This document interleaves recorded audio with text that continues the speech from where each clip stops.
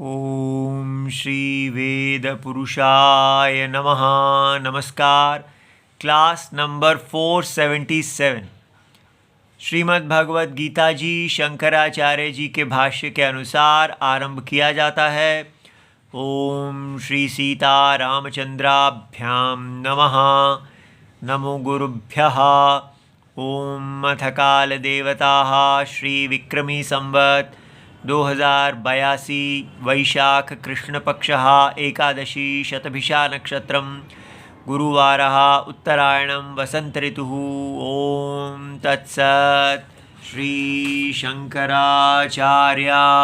गुरवे नमः। द्रव्ययज्ञास्तपो यज्ञाः योगयज्ञास्तथा परे स्वाध्यायज्ञानयज्ञाश्च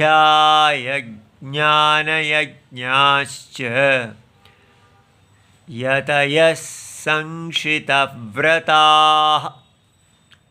अध्याय नंबर 4 और श्लोक नंबर 28। पुस्तक है Gita press Gorakhpur, book number 10, Shankaracharya ji के भाष्य वाली भगवत गीता जी। अच्छा जी, तो अब हमारा यहाँ पर विषय चल रहा है जिसमें भगवान हमें दिखा रहे हैं कि कैसे सामान्य यज्ञ जो है उसको ज्ञान यज्ञ में बदला जा सकता है। तो एक सामान्य यज्ञ के अनेक ज्ञान यज्ञ रूप हो जाते हैं। तो कैसे एक सामान्य यज्ञ जिसमें अग्नि में हविष डाला जाता है और देवताओं का तर्पण किया जाता है और फल आता है और उस फल से पुण्य और पाप आता है, तो इस प्रकार ये सामान्य यज्ञ है। लेकिन ज्ञान यज्ञ एक असामान्य यज्ञ है जिसको भगवत गीता जी बता रही हैं। तो कैसे हम ज्ञान को ही यज्ञ बना देते हैं, ठीक है। तो पिछले श्लोक में हमने यहाँ जो 2 देखे उसमें हमें ये समझना है कि ये बनता कैसे है। एक सामान्य यज्ञ है, वो ज्ञान यज्ञ कैसे बन जाता है। बस ये एक प्रिंसिपल है, एक सिद्धांत है जिसको समझना है। वो क्या है कि जब हम ज्ञान यज्ञ करते हैं तो हम 2 चीज़ें देखते हैं, सत्य असत्य। सत्य और असत्य का विवेक करते हैं। कैसे हमको ये बताया जाता है कि यहाँ पर जो अनुभव है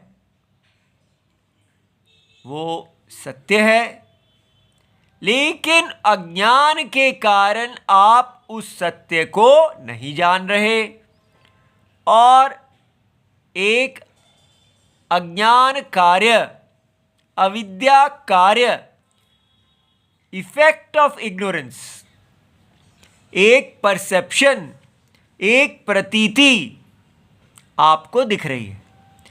आप उसी प्रतीति को सत्य समझ रहे हैं। तो वो जो प्रतीति है उसको हम असत्य कहते हैं। प्रतीति को सत्य ने धारण किया हुआ है। कैसे? जैसे रस्सी को नहीं जानने के कारण वहाँ अज्ञान, अविद्या के कारण एक अविद्या कार्य, effect of ignorance, result of ignorance क्या है कि एक सर्प की प्रतीति दिखती है। तो हम अज्ञान में सर्प की प्रतीति को ही सत्य समझते हैं और सत्य को नहीं जानते हैं, जबकि सदा रस्सी ही, सत्य ही हमारे अनुभव में होता है। सांप कभी भी अनुभव में नहीं होता। सांप नाम की वस्तु वहाँ है ही नहीं, लेकिन अज्ञानी को लगता है कि ये सांप है। इसी प्रकार यहाँ ये जो दुनिया हमें दिख रही है, ये हमें नाम, रूप और क्रिया, ये तीनों प्रतीति हैं। लेकिन जिसको हम नाम, रूप और क्रिया का अनुभव समझ रहे हैं वो वास्तव में अनाम, अरूप, अक्रिया है। ठीक है, उसका आत्मा, उसका सत्यम। अब कैसे इसका विवेक करवाया जाए? तो उसका उपाय है कि ये जो उपाधि है, असत्य उपाधि, असत्य का मुखौटा, मास्क जो सत्य ने पहन रखा है, हम उस उपाधि को सत्य में हवन कर दें।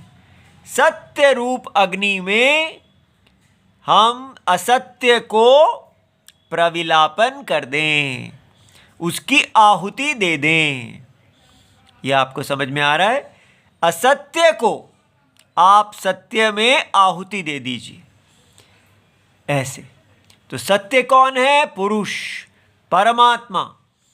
और परमात्मा ने इस माया उपाधि, अविद्या कार्यम, ठीक है, अज्ञान के कारण दिखने वाली एक परसेप्चुअल क्रिएशन, एक प्रतीति जो नाम, रूप और क्रियात्मक है, उसको धारण किया हुआ है।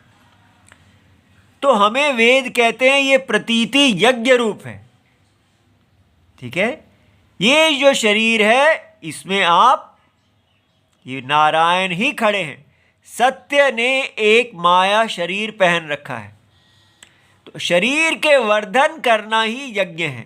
शरीर का वर्धन करना अपने अपने स्वधर्म के अनुसार यही यज्ञ है। ठीक है, इस प्रकार ये नारायण खड़े हैं और सबको अपने वर्ण आश्रम के अनुसार इन नारायण का वर्धन करना है, ये यज्ञ है।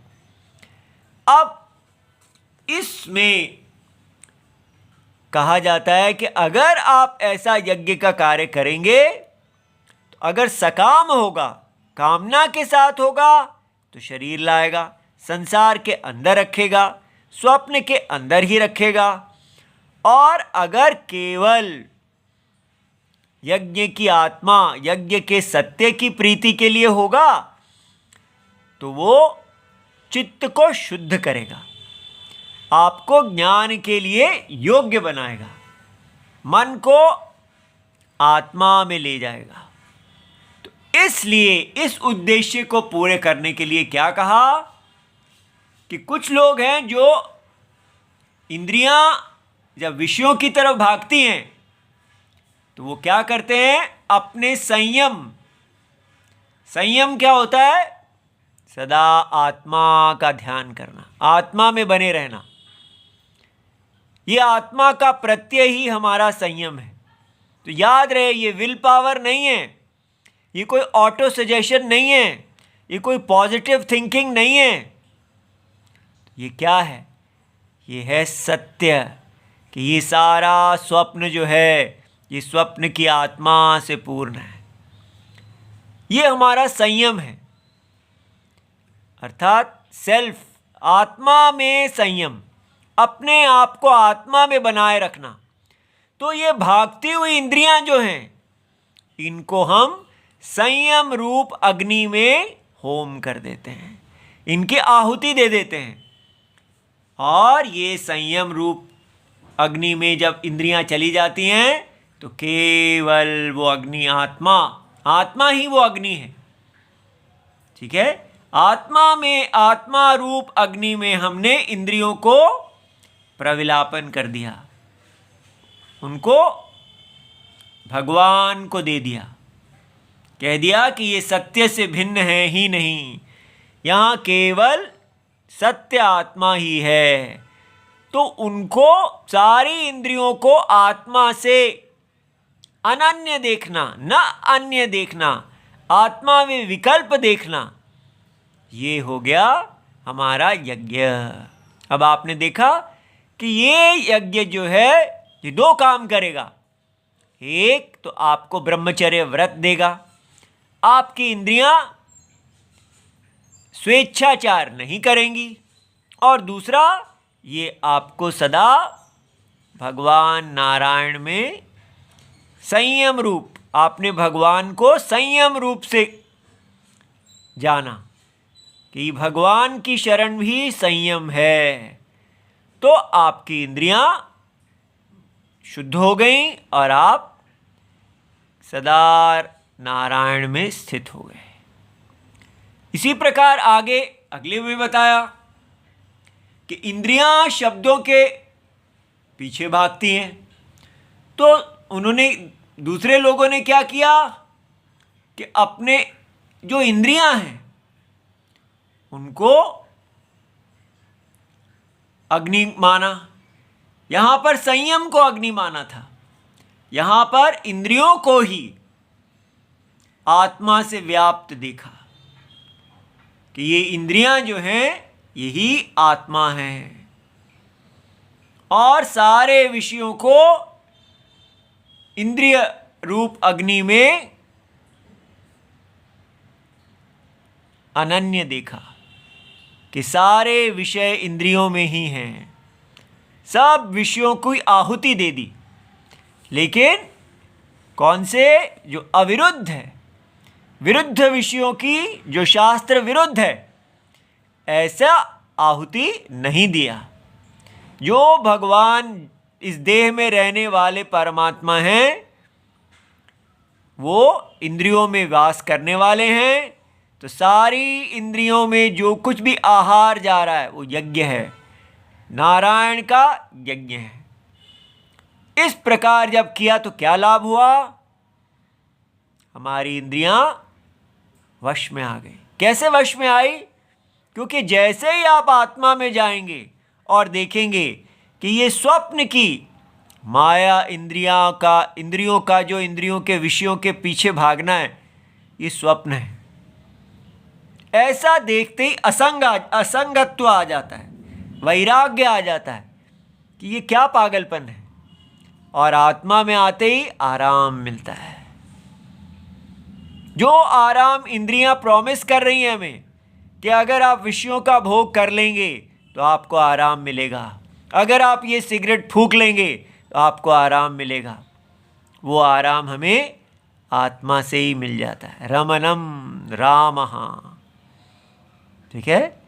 तो रमते, आप आत्मा में रमन करें। इन सब में हम आत्मा में रमन कर रहे हैं, और रमन करती हुई आत्मा में आहुति दे रहे हैं। ये बात समझ में आई?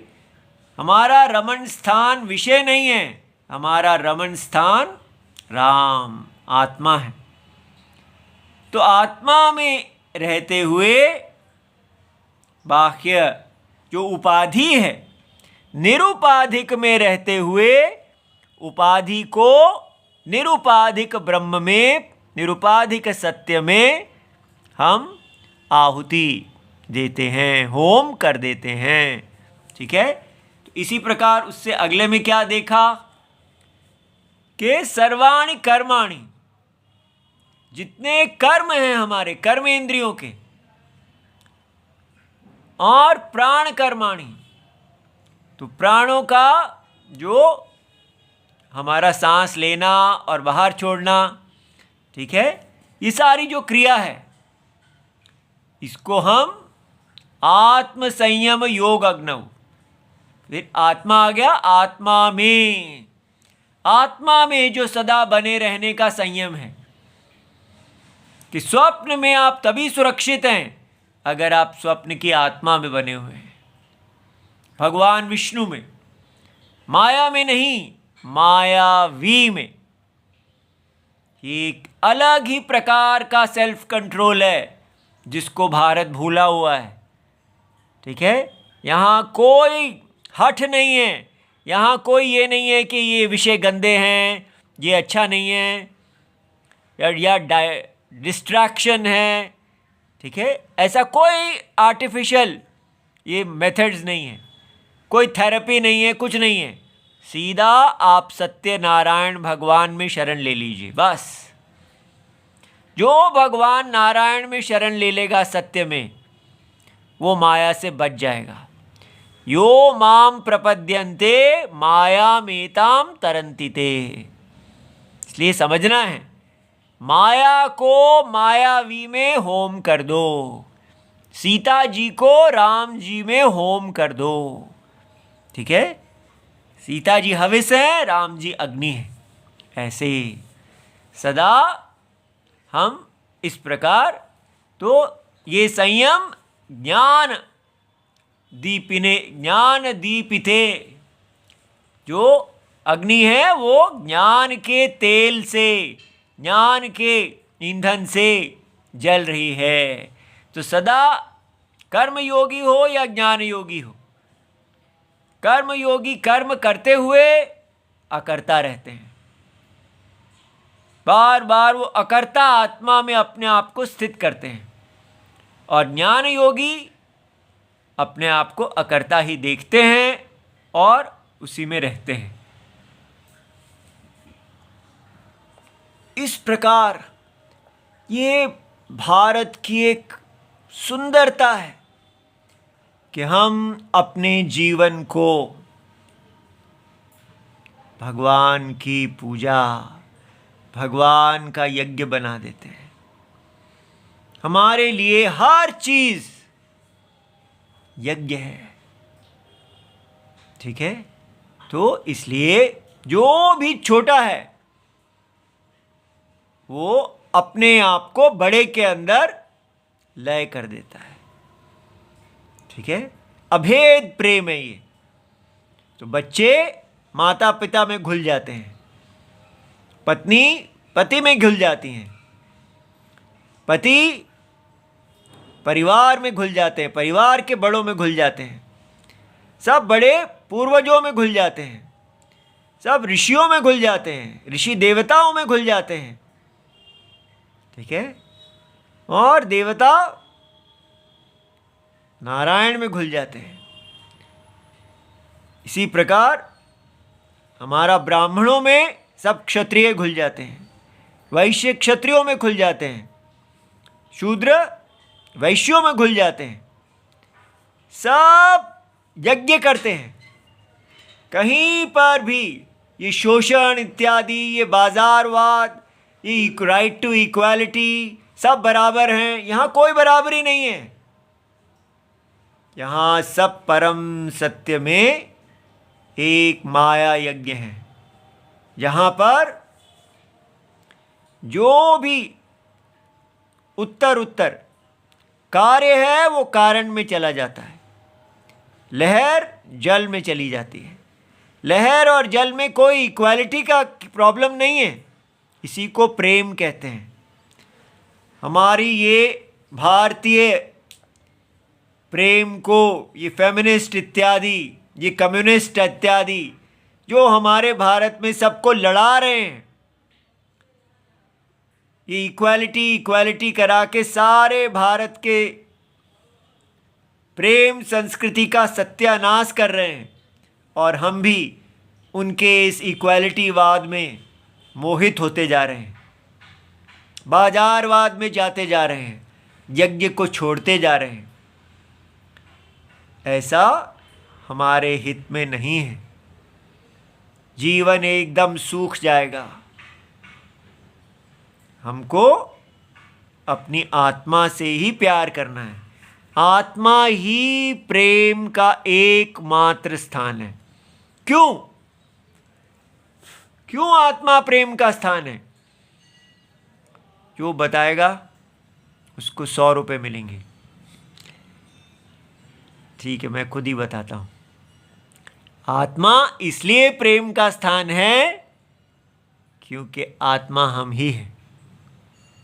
ये कितनी कमाल की बात है कि हमारे देश के भगवान हमसे अन्य हैं ही नहीं।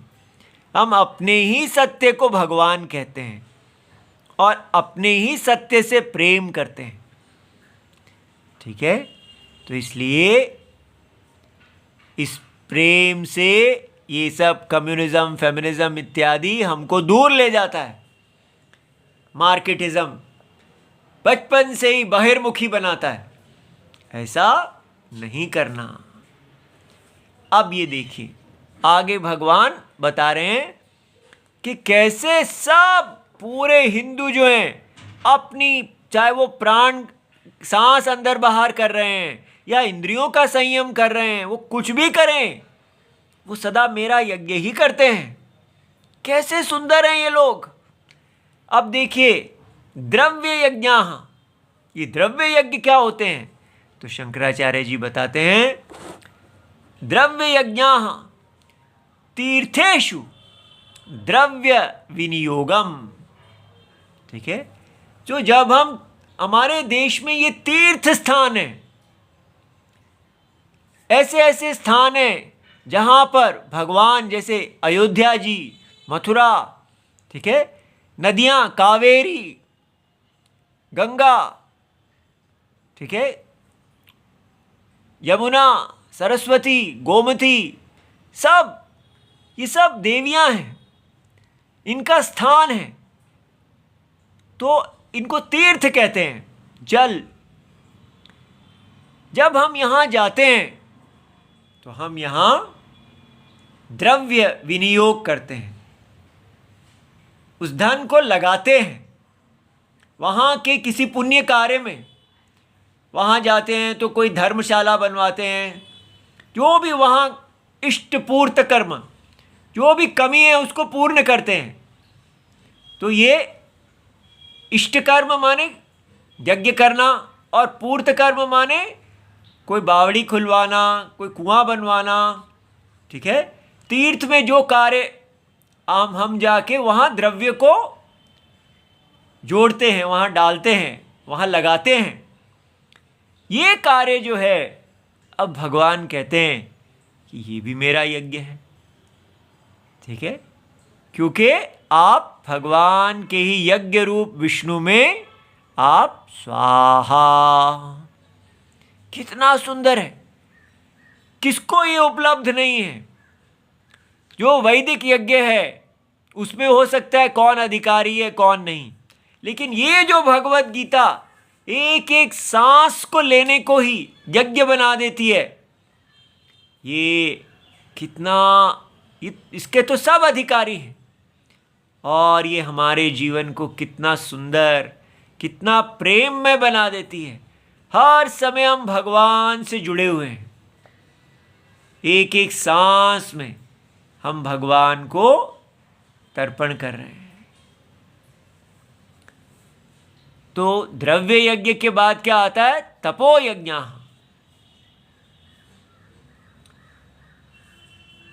तपो यज्ञ ये तपस्विनः ते तपो यज्ञ।